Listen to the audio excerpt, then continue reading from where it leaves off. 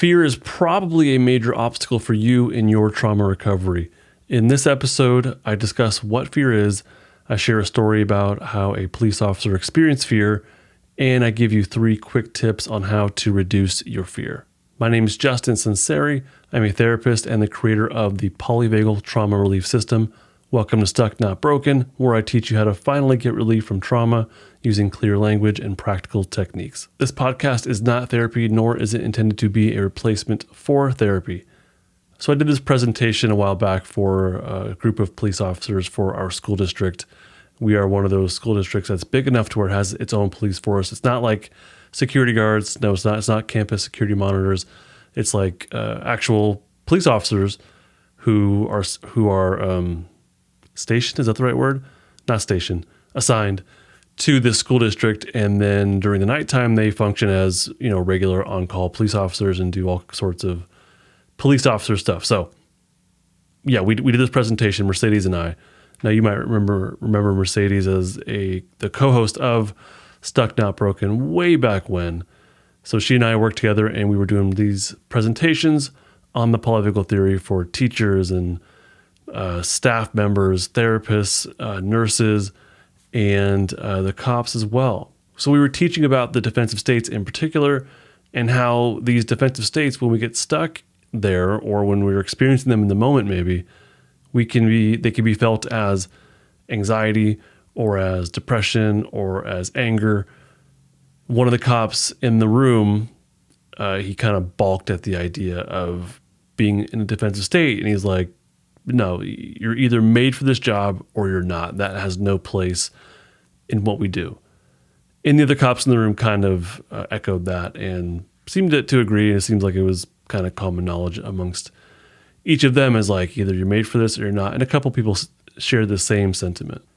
Now, Mercedes and I, we like the challenge. And so we kind of pushed back a little bit. And we said, you've never experienced panic when you're on the job?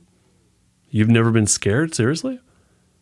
You're not ever, worried about your safety? Do you ever feel worry? And one of them in particular said no. He was actually a pretty big guy. He was, I think, like a higher up, I'm going to guess, like a sergeant. I'm not quite sure of the titles. But yeah, big guy. You could tell he's been there for a while. And he said, I can honestly say that I don't get scared. He said, when I'm activated for a call, I'm focused and I'm ready. I can't stop to have any feelings because that might cost me my life. And that makes complete sense. Rationally, that makes complete sense. Now, fellow Stuck Not, you and I might know that when we're sympathetically activated, as long as we can use the flight-fight energy, then fear doesn't really settle in. As long as you can use the flight-fight energy, yeah, there probably is more focus. There probably is more quick decision-making. And maybe it's, good decision-making and very good focus that keeps you alive and protects people. Lovely. Okay, awesome. That's ideally right. So that didn't disturb me that he said that at all. I was probably more disturbed by saying he was quote unquote activated for a call, but that's probably a discussion for another time. Because I don't know, it felt like it was like a robot or something. Like I've been activated. So he said, I never experienced fear. I never experienced panic. But he said, well, there's only this one time where I do. And he shared with me that time that with Mercedes and I, when he did feel fear. He said, the only time I feel fear is when I'm activated for a call and then I'm sitting in my police car waiting for the parking lot gate to open. And he said, when I'm in my car, that's when I start to think about. When I'm in my car behind the gate waiting for it to open, that's when I'm thinking about what could go wrong. That's when I'm thinking about how I might not make it through the situation. Yeah, so you heard that right. Sitting in his car, waiting for the gate to open. Why would that trigger fear in someone who otherwise says he does not experience fear, or at least on the job doesn't experience fear? Why would he experience fear when he's sitting in his car behind a gate that's slowly opening? He's perfectly safe in that moment, right? Why would he experience fear? Well, it's because he's immobilized while in flight fight. What he's expressing is how there's adrenaline in his system. The flight fight energy, the defensive energy is activated. It's It is coursing through his veins, right? And his muscles. So he's ready to run or fight, basically, as biologically, I mean.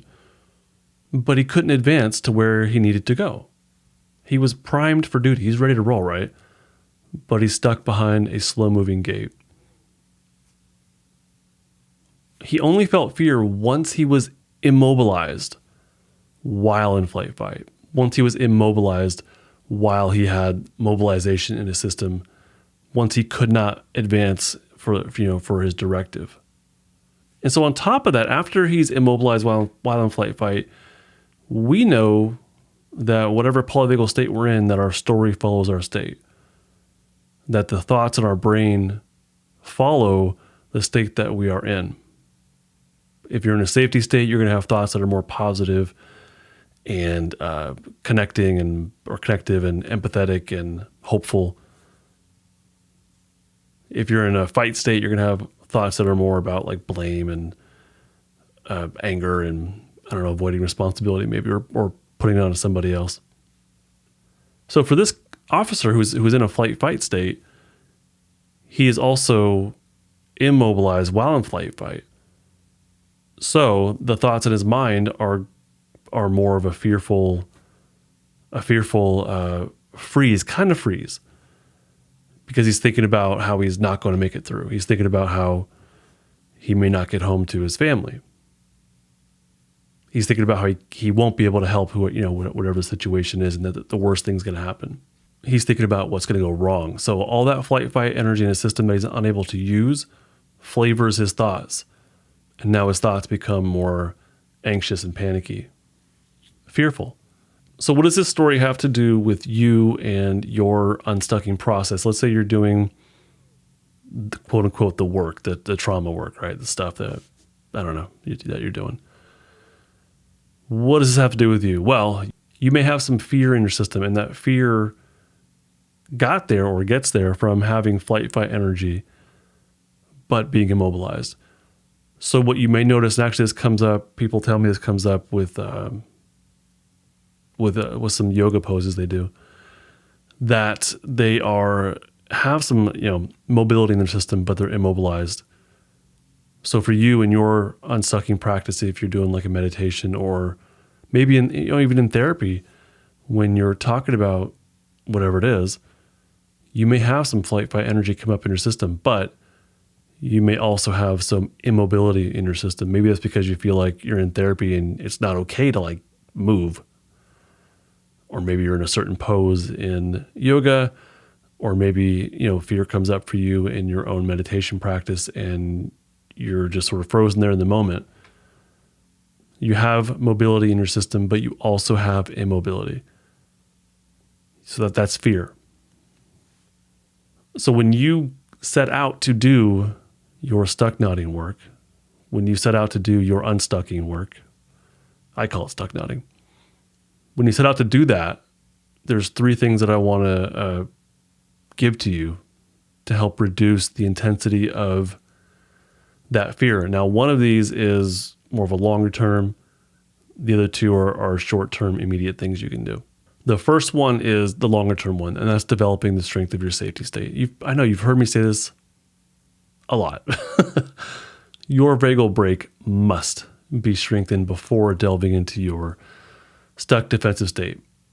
It is absolutely imperative, and from what I can tell, I don't look too deeply, but from what I can tell in other modalities, thought processes around psychology and whatnot, or therapists, not me, I don't do that anymore, but therapists in general completely overlook this aspect, and they just sort of expect or maybe even pressure people to talk about their trauma narrative, the stuff they've been through, which ends up just being re-traumatizing. So your vagal brake strength, your safety state must be developed, in my opinion, before attempting to go into that your stuck defensive state. That's why in my courses I have building safety anchors completely as its own phase. It's the middle phase of my larger polyvagal trauma relief system. So building safety anchors is distinct from unstucking defensive states, which is the third phase. So before, just like in my model, like in my system, before you go into that stuck defensive energy, you have to have the vagal brake developed. Because when you go into the stuck defensive state, there's a really good chance that freeze or fear will come along with whatever's inside of you.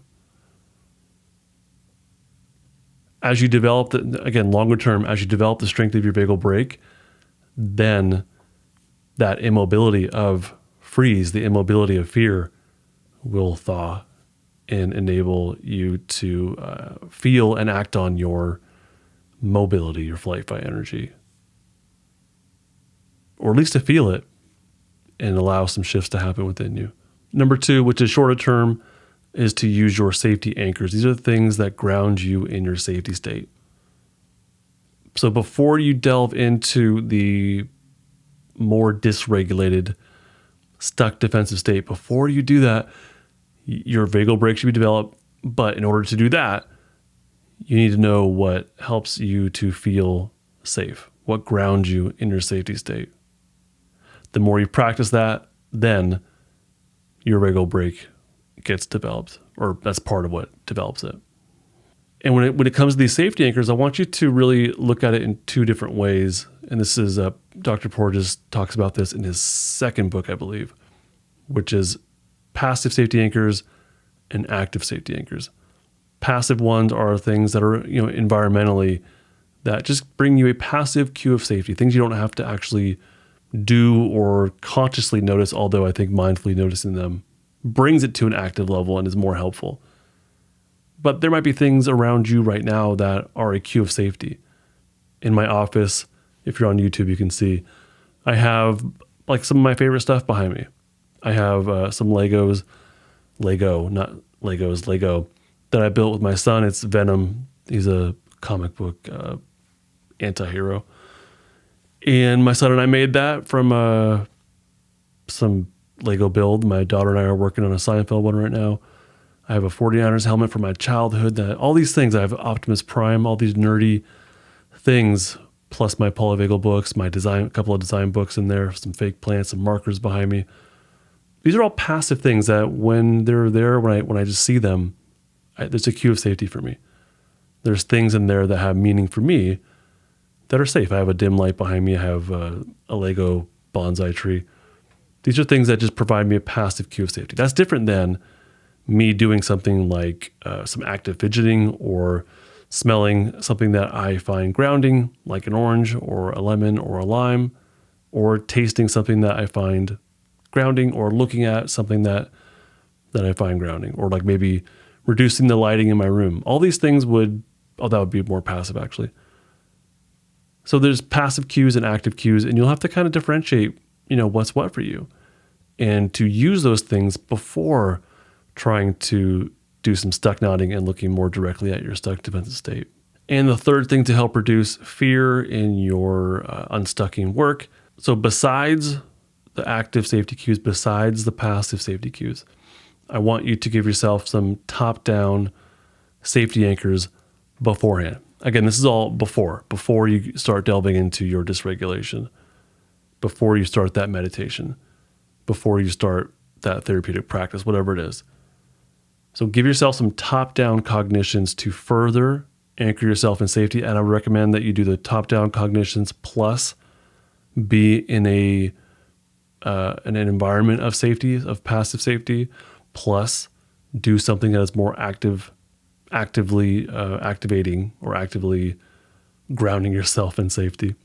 So these would be like top-down things. It could be thoughts, it could be memories, things that you're sending from the top down, from your brain to your body, basically.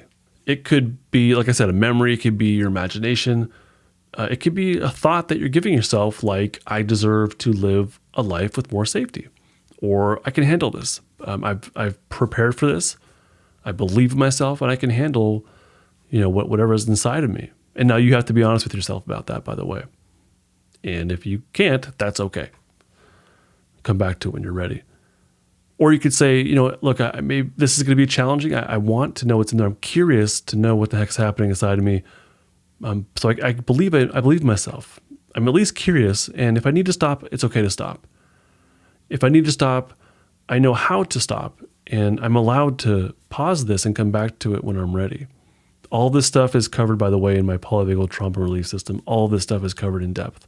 I hope those 3 tips are helpful for at least crafting, your mindset around this unstucking stuff in your own meditation practice. Maybe if you're not doing these things already, bring it to whatever you're doing, especially that passive and active safety anchoring. I think those are really, really, really helpful. Now, usually I would end the episode by offering you a freebie for my email list, or an exchange for being on my email list, but I'm going to hold off on that. I want to actually ask you, what is it you want to know? I want to know what questions you have, but specifically, I want to hear your voice. I would love to get audio clips of you, of my listeners, my audience here, my fellow Stucknuts. I would love to get audio clips hearing your voice with whatever question that you have. You don't have to say your name. I don't want any personal details. And the more general and the more general you can make it in a 1 or 2 sentence clip, that's it. That's all you got to do. I would love to hear your voice. I would love to feature your voice here on the podcast. Otherwise, I'll have to keep using those AI voices. I haven't done that for a couple episodes. I might come back pretty quick. I would love to have your voice here on the podcast, and I really want to answer whatever questions you may have. And the best way to send me a clip of your voice is just to use your phone. You don't have to have a fancy microphone. It doesn't have to sound perfect. I don't care if there's background noises. That's fine. Just use your phone to record your voice and email it to me at justinlmft@gmail.com. Again, that's justinlmft@gmail.com. I really hope to hear from you. Literally. That's it for this episode. I do hope this has been helpful for you, a helpful resource in your process of learning and applying the polyvagal theory to your trauma recovery. Bye. This podcast is not therapy, not intended to be therapy or be a replacement for therapy. Nothing in this creates or indicates a therapeutic relationship. Please consult with your therapist or seek for one in your area if you are experiencing mental health symptoms. Nothing in this podcast should be construed to be specific life advice. It is for educational and entertainment purposes only. More resources are available in the description of this episode and in the footer of justinlmft.com.